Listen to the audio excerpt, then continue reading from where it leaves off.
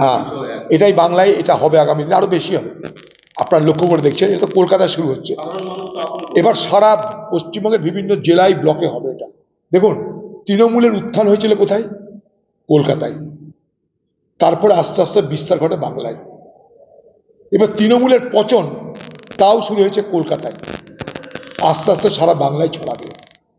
এই shoot out একটা হবে না, এই শুট আউট বীরভূমে হচ্ছে, আপনারা দেখছেন, শুট আউট কলকাতায় হচ্ছে, শুট আউট কসবায় হচ্ছে, সর্বত্র কিন্তু এই গোলাগুলি করে একে অপরকে মারবেই, না হলে ইতিহাস ভুল হয়ে যাবে। এত দুর্নীতি কিভাবে চলতে পারে?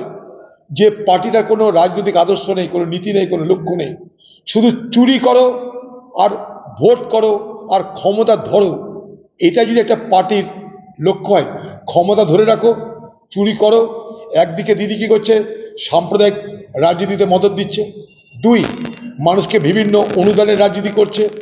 আর 3, পুলিশ এবং মস্তানের যৌথ আতাতে সন্ত্রাস হচ্ছে। এই 3টে পশ্চিমবঙ্গের তৃণমূল সরকার টিকে থাকার হাতিয়ার।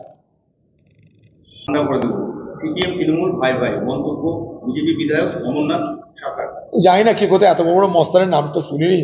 কেউ বলছে 1 ঘন্টা, কেউ বলছে 0.5 ঘন্টা, কেউ বলছে 2 মিনিট, কেউ বলছে কয়েক সেকেন্ড।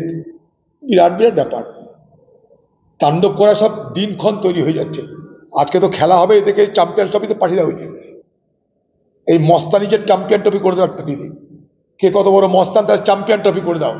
কেউ বলছে 1 ঘন্টায় ধ্বংস করে দেবো, কেউ বলছে 0.5 ঘন্টা ধ্বংস করে দেবো, কেউ 10 মিনিটে করে দেবো, কেউ 10 সেকেন্ডে করে দেবো। তা এই একটা চ্যাম্পিয়ন্স ট্রফি বাংলায় চালু করা যেতে পারে।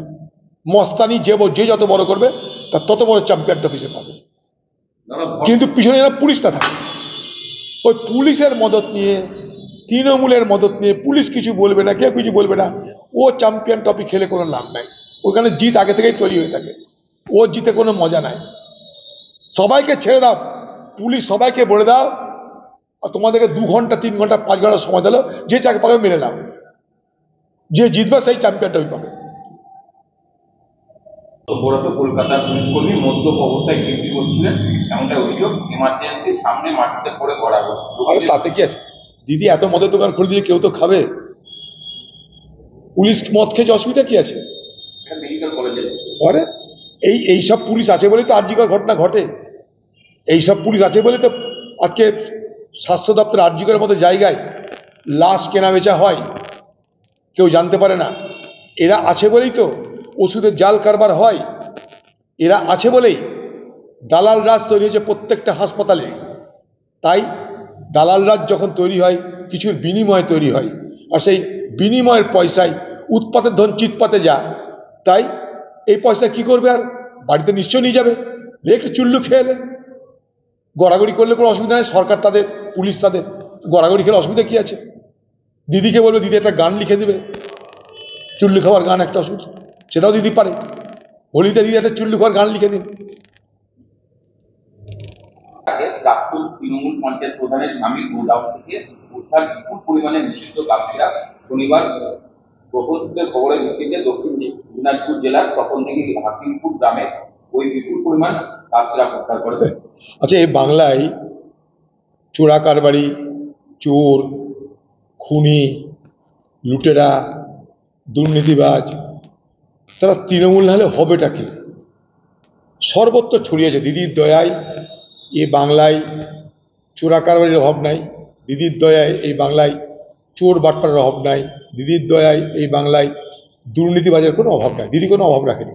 দিদি অভাব রেখেছে সৎভাবে বেঁচে থাকার ব্যবস্থার অভাব রেখেছে, শিক্ষার অভাব রেখেছে, স্বাস্থ্যের অভাব রেখেছে। বাকি দিদি অন্য কিছুর অভাব রাখেনি। এই বাংলায় চোর, চোরটা, চোরা কারবারি, খুনি, ধর্ষকের কোনো অভাব দিদি রাখেনি। মামাটি মানুষের নেত্রী দিদি সব করে দিয়েছে আমাদের জন্য। এই চোরা কারবারি কি করে হয়? এই যে তৃণমূলের লোকরা বলে না যে বর্ডারে বিএসএফ, কিন্তু চোরা কারবারি করতে গিয়ে যে মালটা রেখেছে সেটা তো পশ্চিমবঙ্গ পুলিশের জানা উচিত নাকি? তাহলে পুলিশও জড়িত, বিএসএফও জড়িত। আমরা এটাই বলি, স্থানীয় প্রশাসন জড়িত, তৃণমূলের নেতা জড়িত, বিএসএফ জড়িত, তবেই এই করিডোর দিয়ে চোরাচালান হয়। আর সে চোরাচালানে যারা মাথা, তাদের তৃণমূল হতেই হবে। তার কারণ একটাই, না হলে তারা চোরাচালান করতে পারবে না। তাই চোরাচালান ইজ ইকুয়াল টু তৃণমূলের নেতা মন্ত্রী শান্তি যেই হোক, চোরাচালানকারী মানে তৃণমূল, তৃণমূল মানে চোরাচালানকারী, না হলে চোরাচালান এখানে হয় না। আমার একটি প্রিয় চ্যানেল ডিএন টিভি বাংলা, আপনারাও দেখুন, আমি দেখি। ডিএন টিভির সমস্ত দর্শককে আমার অনেক শুভেচ্ছা এবং ভালোবাসা। TNTV presents TSD TNTV Shorts Daily। এখানে আপনি প্রত্যেকদিন 1 মিনিট TNTVর সঙ্গে জোড়ার সুযোগ পাবেন। হাসি, ঠাট্টা, হই হুল্লোড়, ইনফরমেটিভ, মজাদার সব রকম খবর দিয়ে আপনার জীবনের সেরা 1 মিনিট গড়ে তোলা হবে। দেখতে ভুলবেন না কিন্তু TSD, সারাক্ষণ সংবাদ পরিবেশন।